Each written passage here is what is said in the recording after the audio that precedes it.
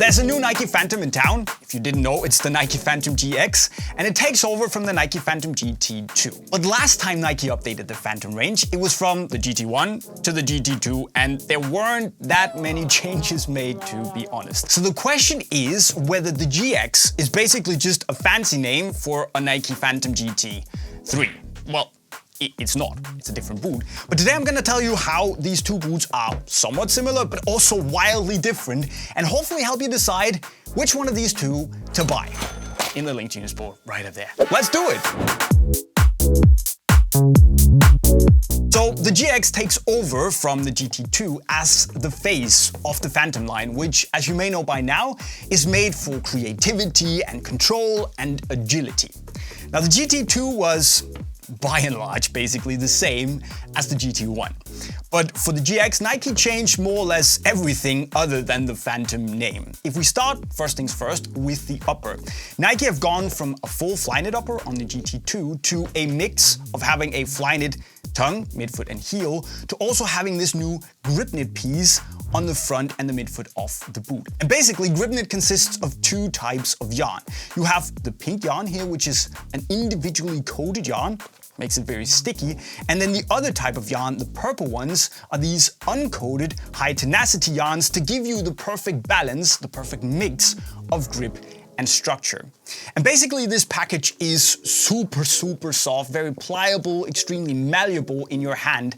And it just takes the shape of your foot much more closely and accurately than in the GT. Basically, it feels a lot more cooperative with your foot than the package in the GT2. Sure, it's soft enough, but both in hand and especially on feet, it just feels a bit stiffer and more restrictive than in the GX.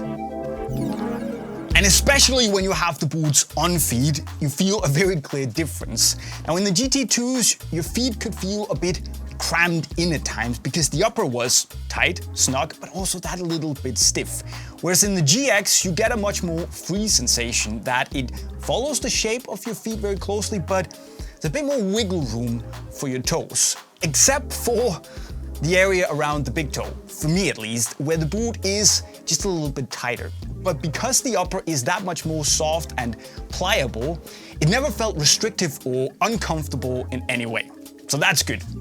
And especially when you bend your foot, that's really where you feel how much more free, how much more natural the boot actually moves with your feet, because I had no pressure points and it felt very obvious, cooperative, as I said earlier, the way the boot moves with your foot. Whereas in the GT2, I did get some wrinkling of the upper, some pressure points when I started to bend my foot and accelerate, and even had some lace bite from the second to last lace hole, which is not ideal. And there's nothing of that sort in the GX, which just feels more free. And that is really comfortable. Now, as for the fit itself in the boots, the GX feels a bit wider than the GT2s, especially also because the upper is a bit more stretchy, which means that I reckon the GX will be more accommodating to wider feet than the GT2s. But another thing we also need to talk about is the difference in the two heels, where on the GX, Nike have basically removed the center part of the internal heel counter, and because they also have this off-center seam, you get this really free, very comfortable sensation with no pressure points at all. Whereas on the GT2, you have a full internal heel counter and a center seam. And when you combine that with the much tighter, less open and round shape compared to the GX, you just get a tighter, more snug, secure sensation in the GT2 in the heel. I mean, they both feel pretty good if I'm honest, so that's up to you and what you like more. The snug fit in the GT2s or the more free sensation in the GX. What I will say that the GX does better though is the transition from the heel liner to the sock, which is more smooth and less sharp and a little bit like annoying in the GT2 compared to the GX. It just feels a bit more premium and comfortable. As for the lockdown, I will say that, I mean, both boots do it pretty well, but it definitely feels more structured and solid in the GT2 because of the heel, because of the material, compared to the GX. I mean, the GX is adequate, I would say, so it's not a big deal, but if you want that lockdown, you want that solidity, it's probably the GT2s for me. Oh, and when it comes to size, actually the GX is not made on the same last as the GT2. They're slightly different, but both boots still feel as if they run a little bit long, that quarter of a size-ish. But with the GX feeling ever so slightly shorter than the GT2s. With that said though, I would definitely still say that going true to size is the way to go. I went with my usual size, Europe 40, US 7, UK 6, and it definitely felt more right than going down half a size. So true to size is the way.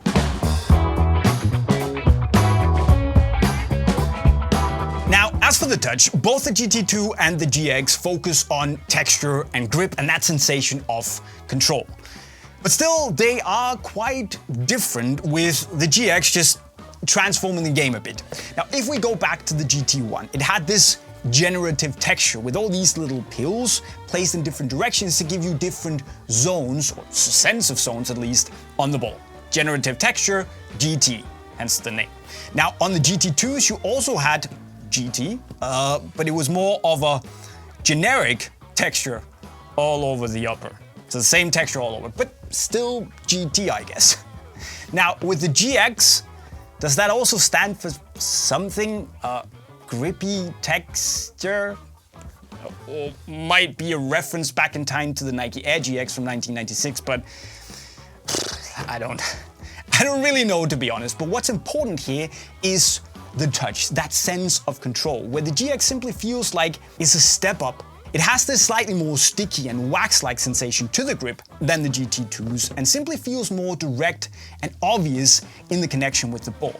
And also because you have the softer upper, all the little touches and the way the foot moves as you make these little intricate touches on the ball, it just feels more barefoot-like, but in this supernatural, extra sticky way. And I know it sounds daft, but even putting swerve on the ball, slightly lifting that big toe, just feels more natural than it does in the GT. So I would say that, of course, you still have the big clean striking surface on both boots, but as for the touch, the GX is just a big upgrade on the GT2s. It just feels grippier, but in a more fine-tuned way with the foot than its predecessor. GX, grip extra. Nailed it.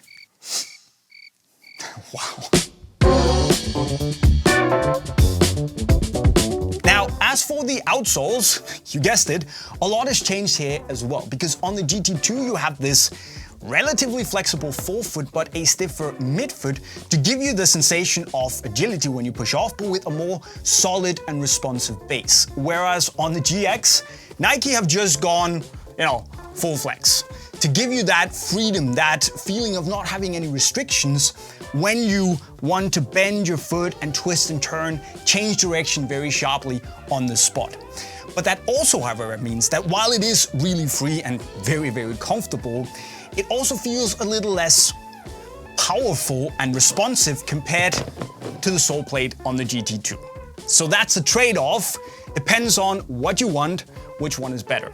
As for the stud configuration itself, I would say that the GT is a little bit less aggressive, but more, I would say, when it comes to that agility feeling, twisting and turning, it definitely does a better job than the more forward-oriented stud configuration on the GT2. But again, they're both really good, just depends on what you want.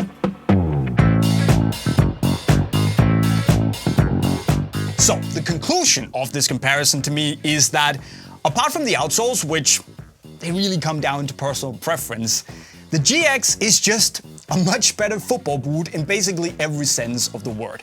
The grip is better, they feel a lot more free on your foot, and the comfort is just on a whole other level compared to the GTs.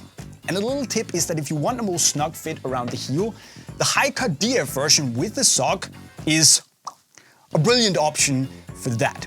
So if you are considering switching into the GT or just upgrading your GT2s, go for the GXs. Seriously, it's such a huge upgrade that it's not even funny, and I would choose this every day of the week. Having these, one on both feet, it's like night and day, guys. So you can get both the GX and the high-cut version, of course, from your friendly neighborhood boot pusher Unisport in the link right over there. Shameless plug. But before you go and do that, make sure to subscribe to the channel with the notifications on if you haven't done so already. And well, if you like learning new football skills or how to improve as a footballer, the playlist right down there is phenomenal. Great stuff if you just want to have a little bit of fun and learn at the same time. With those words, I'll see you next time, guys. Signing off. Cheerio.